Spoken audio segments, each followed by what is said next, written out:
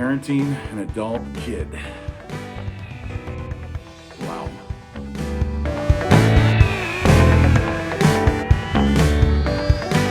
Okay, let's get into it. We're talking about how to be a parent to your adult children as they move on from teenager to young adults into this adult stage of life where they're making adult decisions, sometimes with a childlike brain and sometimes with more maturity than you would expect. It's hard to be a parent of a child who actually is now an adult because it's not just them who is changing. You have to change. You have to change your mindset. You have to change your goals. You have to change your idea of responsibility. Now, the idea that we've been going over in this series of parenting doesn't change when you have your kids become adults, when they're actually there, as we talked about in the teen video. But one of the things that we as parents have to understand is as our kids become an adult, they're not there for us.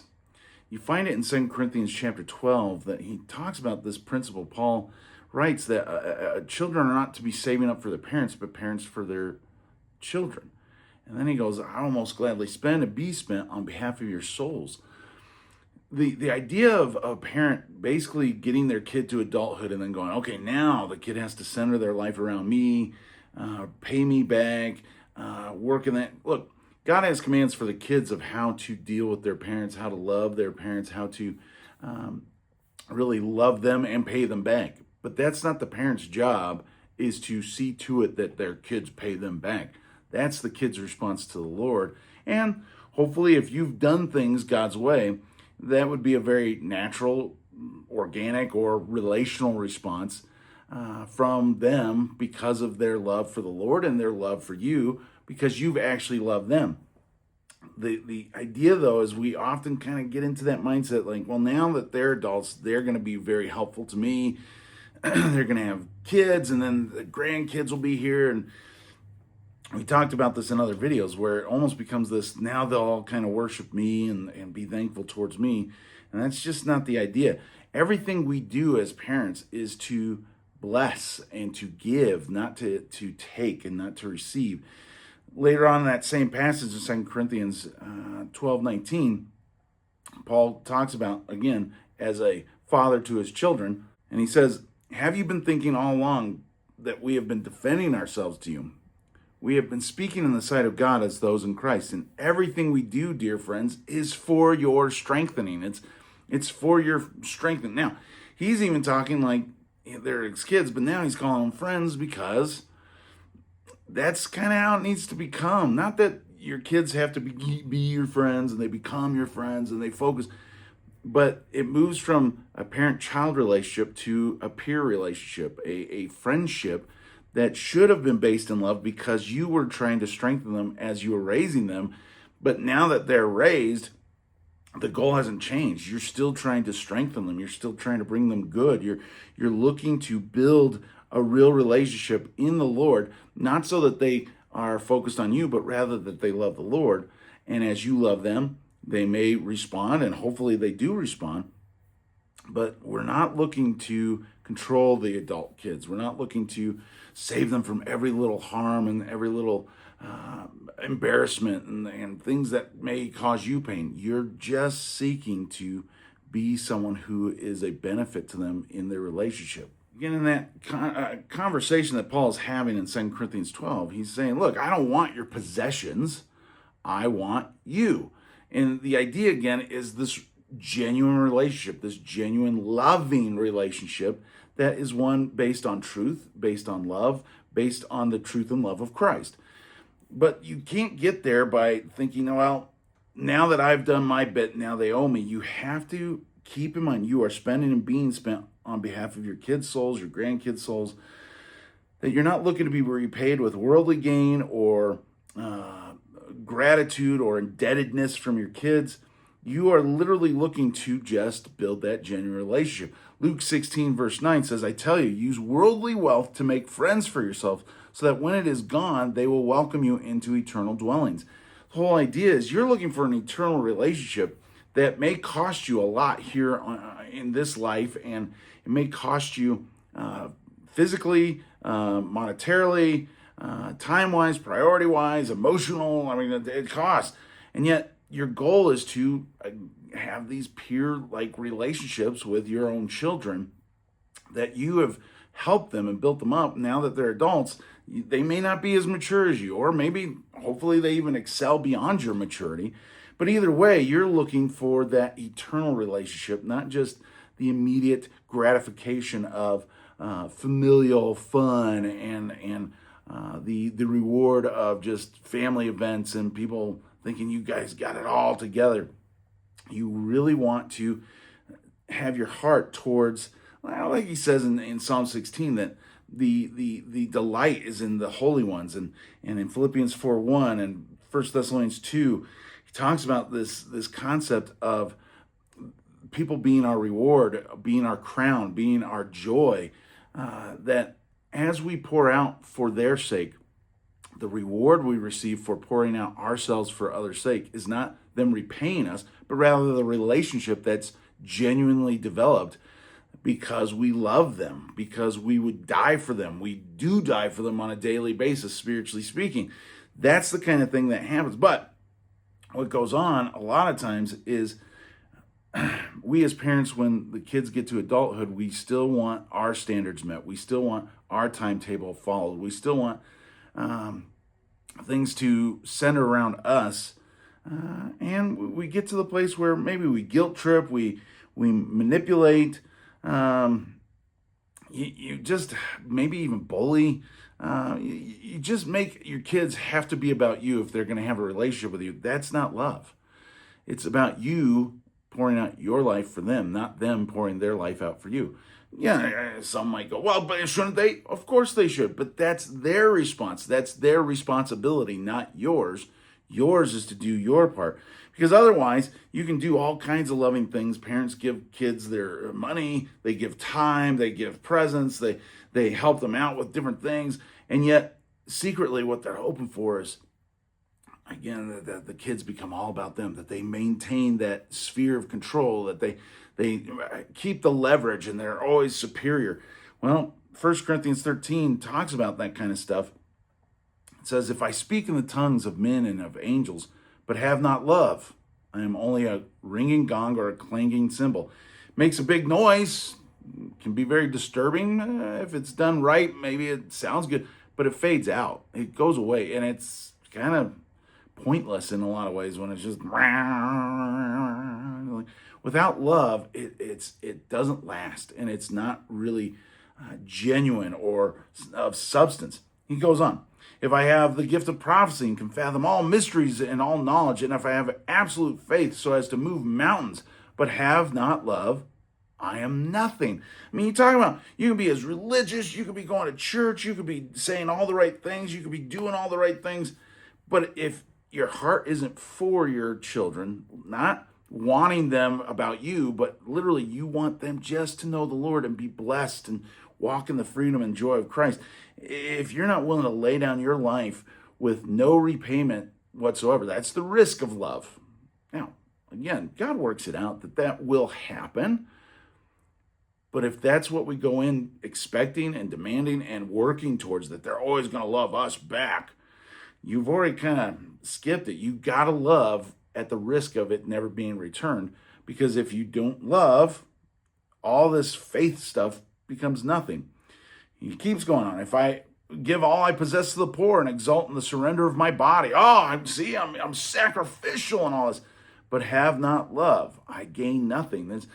It's really empty. There's nothing to it. Even when you give up time and money and even health for the sake of your kids, if it was also that they would more deify you and that they would focus their life on you, you really haven't gained anything. You've just set up a false religion, false relationship, faux love. I mean, it will collapse. It will fall apart, and there will always be strains. And usually ends up with families who walk on eggshells around each other. That the tranquility, the niceness that they have is just skin deep. Because really, you can do all the right things outwardly, but if the heart's not in the right place, there's going to be problems, and there already are problems. So we've got to watch our own heart as parents, especially as when they're kids all the way through. But as they become adults, it's going to become even more evident because now those kids have the ability, the responsibility, and the authority to make decisions that may not go the way you want it, and it just exposes what it's been all along. So make those corrections when you're young, but if it's been too late, we already did a video about what do you do when you've messed up with your adult children. But even now, you decide, I'm going to do the right thing. I'm going to learn to love, literally learn to put them ahead of myself in all things. That's when the relationship becomes true. It becomes substantial, and it actually has eternal ramifications for them, and by God's grace, even by you. Okay, so what we already talked about this with teens, but I want to reiterate it in this, that when your kids are becoming adults and are adults, you no longer really have authority over them. All that you really have left is influence. But parents often still conduct themselves as if they have authority, and they conduct themselves as if they should be respected as the authority. And kids will go along with that because often they don't want to break the relationship. They don't want to rock the boat. But again, that relationship is not going to be based on love, truth, freedom. It's going to be based more on the fear of your authority, the fear of drama, and the fear of loss of relationship with you or with others. And it's all based on loss and manipulation and guilt tripping and pressure. And it's not based on truth. It's not based on freedom. It's not based on love. It's not based on peace. It is based on trying to keep you happy, which that is not good. If you are a manipulative parent in any sort of way, whether it's through bullying or guilt tripping or any of those kind of things, that's sinful, it's wicked, and it will come out and it will be an issue. But go to Philemon 8 and 9, it says, so although in Christ I am bold enough to order you to do what is proper, Paul as the apostle could order people in the church to do what they were supposed to do biblically anyways. But even with that authority, this is Paul's mindset. He goes, I prefer to appeal on the basis of love. Paul would prefer that love be the dictating factor, not because he didn't have the right, but because that's a better relationship. And that's even God's goal with us, is fear is the beginning of wisdom, is the beginning of understanding, but it's not the end of it. The end of it is love. And fear leads us to obey, and obedience leads us to learn how to love. And when we love, there's a real substantive relationship back and forth. Well, as parents, when your kids are adults, you no longer have that authority. You literally are not in the position to order them around or cause fear legitimately, but you still can through manipulation, through, again, guilt tripping, through threats, through financial manipulation, all those kind of things that kind of come in. But you should be building a relationship in love that is based on really the compelling principle of love that is stirring, it's attractive, it's drawing, it really is a natural, organic, relational influence that is by self-sacrifice for the sake of another. 2 Corinthians 5:14 puts it this way: Christ's love compels us, because we are convinced that one died for all, therefore all died. So Christ died for us. That death that he did, the suffering he's gone through, the gracious teaching, all the things that Christ is about, that his love, it compels those who are responding. It doesn't compel everyone, because people who don't respond, again, that's the risk of love. Your kids may not respond. But to try to get them to respond in a different way, especially when they're adults, and force their hand at things like that, you might get some kind of positive response on the surface for a time. But at some point, that's going to come with resentment, fear, anger, bitterness, and ultimately separation, not even at the time it blows up, but even in the midst of the relationship, because no one can really be real with each other. No one can really be free with each other. Peace is not just no fighting. Peace is confidence and freedom in a relationship. That's what peace is. We have peace with God. We have confidence and freedom with him. If you have confidence or freedom If you have peace with your kids, you have confidence and freedom with them. And if they have peace with you, they have confidence and freedom with you. All because there's this welfare. You're thinking about their welfare. You are concerned about their welfare, not yours. And if they love you, they're concerned about your welfare, not theirs. But you can't make them care about you. You can only decide to care about them. But as you love them, that's compelling. It's influential. It draws people in a real way, in a genuine way, in a freedom way, in a confidence way, in a substantive way, relationally, rather than twisting the arm. So how do you get there with your kids that you have this, compelling love for them? Well, you have to be open-hearted. You have to be, in modern terms, we talk about vulnerability. You're taking the risk. You have to be open about your struggles. You have to be open about your hurts. You've got to be open about your fears. You got to be open about all your negative things, like confessing it, not bragging about it, not seeking sympathy, but confessing those weaknesses. But then also you're open-hearted about your desires and your goals, and you're not hiding yourself. You're walking in light. This is where in 1 John he says, if we walk in the light as he is in the light, we have fellowship with one another. You got to walk in truth and love. So you're open-hearted, as he talks about in 2 Corinthians 6:11. He says, we have spoken freely to you, Corinthians. Our hearts are open wide. See, it's not necessarily that we're vulnerable. It'll feel that way, and it kind of comes across that way in some ways. But it's this open-heartedness. It's just, this is who I am. And it's not reveling in my sin. It's just, I'm not going to try to pretend I'm something I'm not for your sake, but I'm also not going to make you be something you're not for my sake. And I'm not going to hide myself, disguise my motives. I want to be real with you. Hey, do you want to go to this restaurant or that? Oh, I don't know, honey. Where do you want to go? Anything sounds good to me. How about this? Well, not that. That's not open-hearted. Say what you mean what you say. It's like, well, if you're asking where I want to go, I'll go anywhere, but it's no difference to you, this place or that place. Well, I don't want to go. That's fine. You're just asking for me, so I'm just telling you. When that becomes the established relationship, now it's like, where do you want to go? This sounds good. Man, I think that sounds great. There's no fear of, someone mentioned it first, now we can't say anything.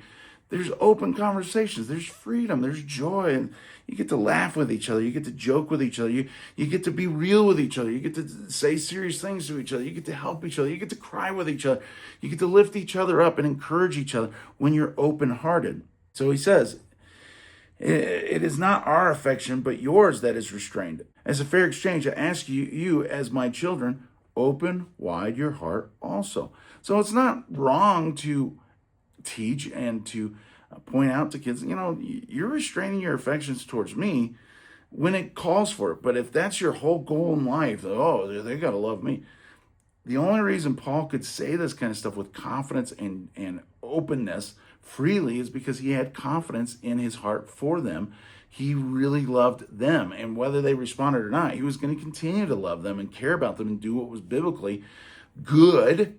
Whether it cost him or not, he was going to continue to love them so he could openly say, hey, I love you. I have affection for you, but you don't have for me. So this is why we have a strained relationship.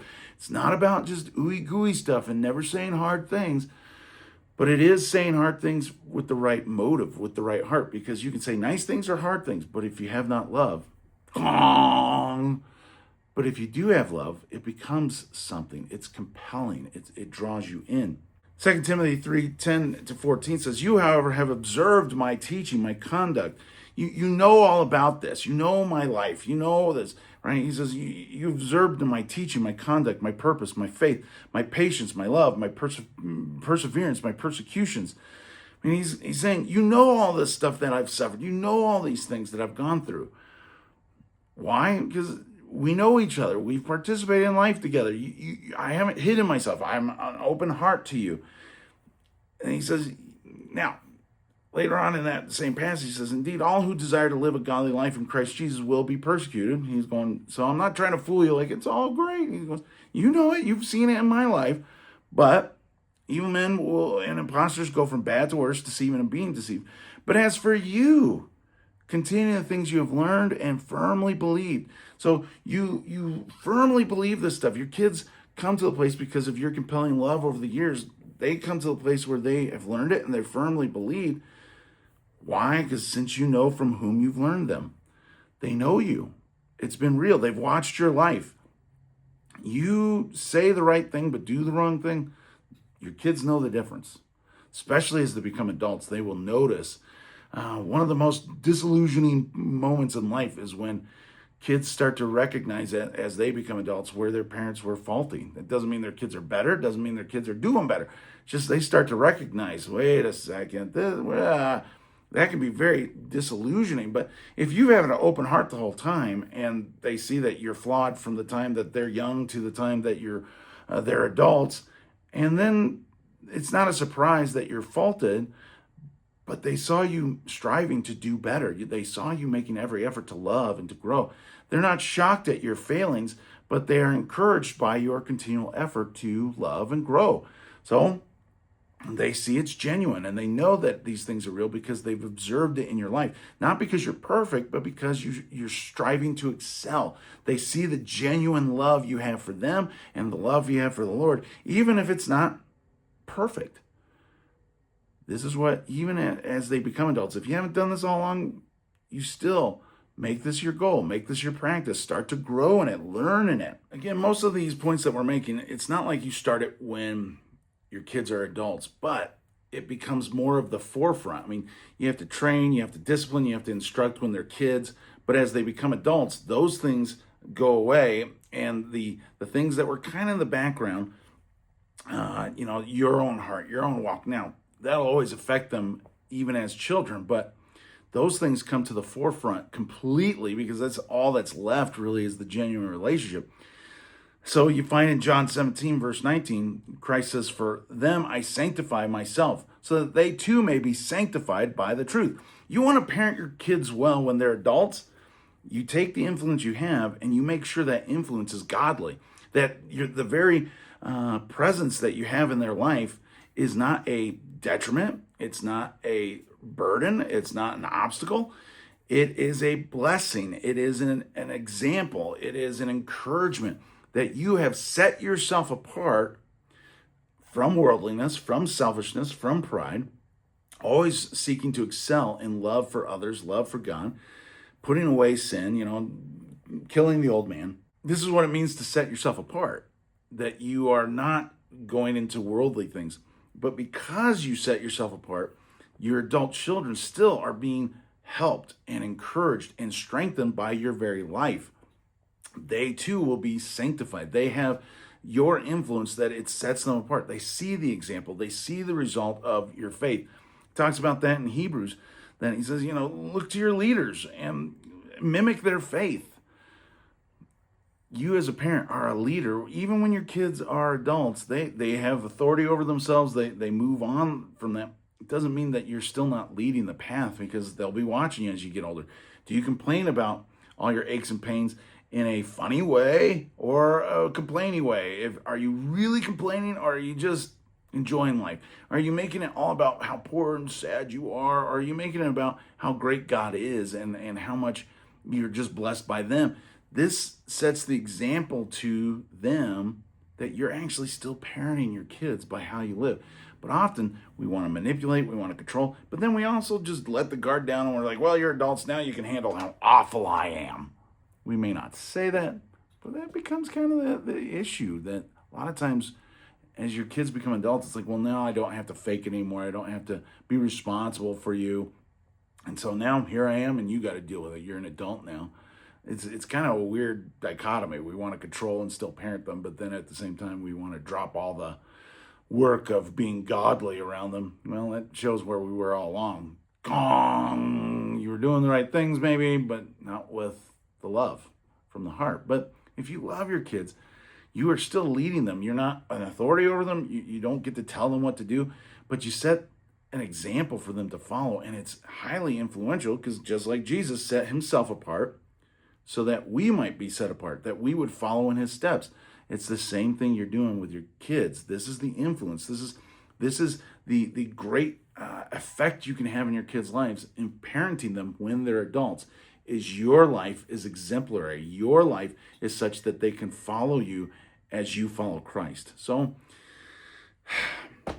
we'll get into a little more when the next video we'll talk about how you deal with rebellious adult children, but make sure at the very least you're not the rebel in your family. You're not rebelling against God. You're not faltering in your selfishness and your pride, but rather you're seeking to excel in love, seeking to excel in truth, seeking to excel in your faith with the Lord, so that you're not doing just the right things outwardly and becoming that gong, being nothing and gaining nothing, but rather that with the substance of love that compels kids, that as they're adults and you truly love them in the truth, you truly love them in the Lord, you truly love them the way the Bible tells you to, your parenting authority, discipline, and instruction may kind of be waning, but the example you're setting is growing all the more, and that love is so compelling that you draw them up closer to Christ simply by your life.